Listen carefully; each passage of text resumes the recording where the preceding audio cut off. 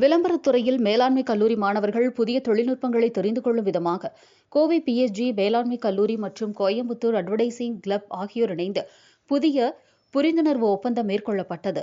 பத்திரிகை, ஊடகம் மற்றும் பிற துறை தொடர்பான விளம்பரத் துறைகள் டிஜிட்டல் தொடர்பான விளம்பர உத்திகள் தற்போது புதிய பரிமாணத்தை ஏற்படுத்தி வருகிறது.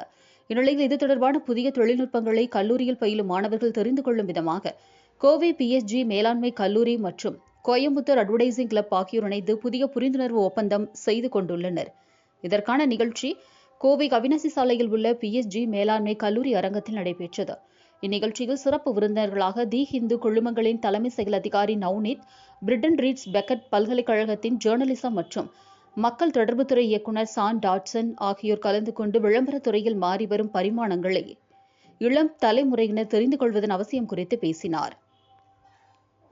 தொடர்ந்து நடைபெற்ற நிகழ்ச்சியில் கோயம்புத்தூர் அட்வர்டைசிங் அகாடமியுடன் இணைந்து PSG மேலாண்மை கல்லூரி விளம்பரம் தொடர்பான புதிய சான்றிதழ் பாடத்திட்ட ஒப்பந்தம் கையெழுத்தானது. நிகழ்ச்சியில் கோயம்புத்தூர் அட்வர்டைசிங் அகாடமி இயக்குநர் ராமகிருஷ்ணன், கிளப் தலைவர் சிவக்குமார், PSG மேலாண்மை கல்லூரியின் இயக்குநர் வித்யா உட்பட பலரும் கலந்து கொண்டனர்.